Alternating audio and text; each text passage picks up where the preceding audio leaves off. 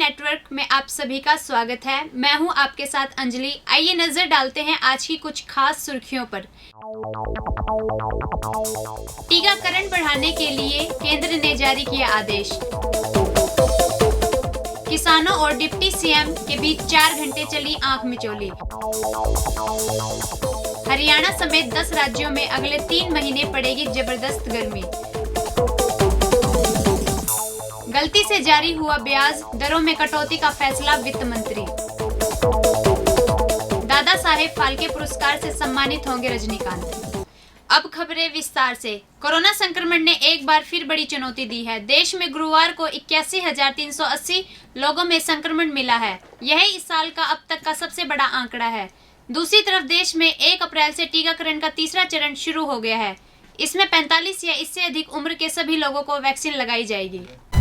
अब से हर दिन लगेगा टीका। जी हाँ, हम बात कर रहे हैं कोरोना वैक्सीनेशन की।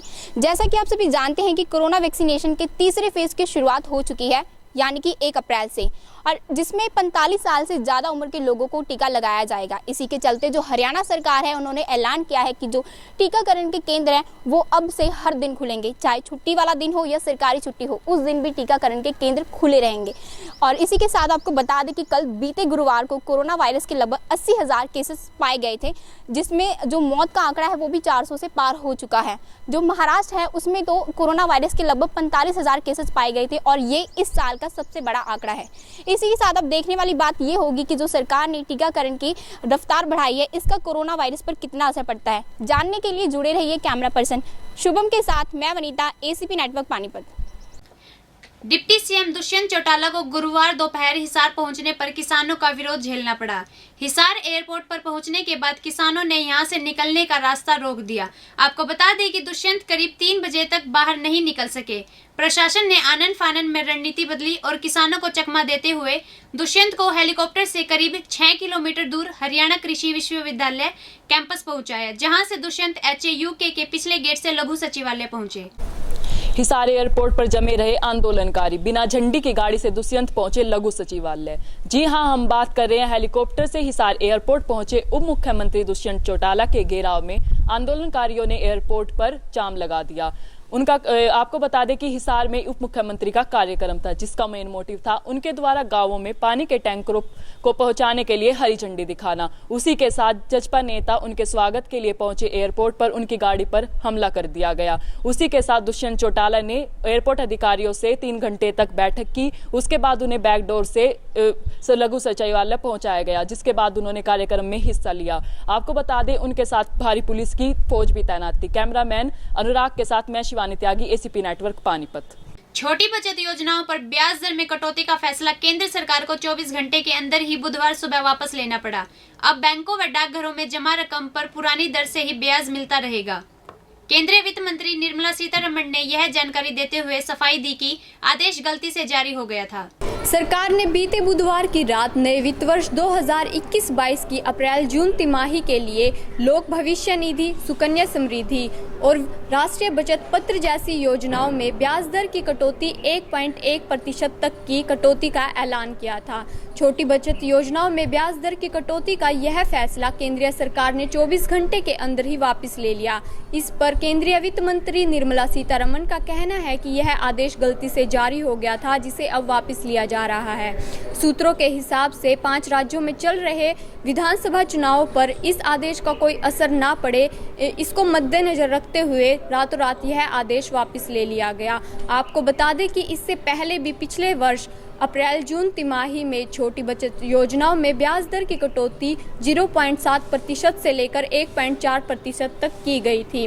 भारत में 80% जो है बचत वो छोटी योजनाओं में की जाती है। आपको बता दें कि सबसे ज़्यादा जो 15% निवेश है छोटी बचत योजनाओं में, वह पश्चिमी बंगाल के लोग करते हैं। तो अब जो ये आदेश वापस लिया गया है, इसका उन लोगों पर क्या असर पड़ेगा, यह जानने के लिए हमारे साथ बने रहिए। कैमरामैन शुभम के साथ मैं पूजा, एसीपी नेटवर्क पानीपत। हरियाणा समेत उत्तर पश्चिमी, उत्तर व पूर्व मध्य भारत के कई राज्यों में अप्रैल से जून के दौरान जबरदस्त गर्मी पड़ेगी।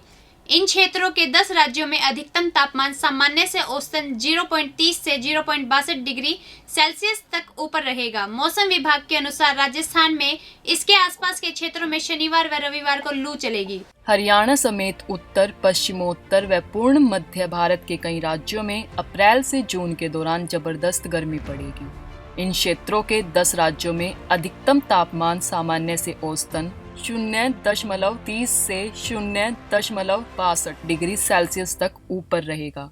विभाग की ओर से जारी 3 माह के पूर्व अनुमान में कहा गया है कि फिलहाल पारा 40 डिग्री सेल्सियस से ज्यादा दर्ज नहीं होगा। मौसम विभाग के अनुसार राजस्थान व इसके आसपास के क्षेत्रों में लू चलेगी। इससे उत्तर और पश्चिम उत्तर से लेकर मध्य भारत के सभी मैदानी राज्यों में तापमान बढ़ेगा। सुपरस्टार रजनीकांत को फिल्मी दुनिया के सबसे बड़े पुरस्कार दादा साहेब फाल्के अवार्ड से सम्मानित किया जाएगा। पीएम नरेंद्र मोदी ने रजनीकांत को बधाई दी।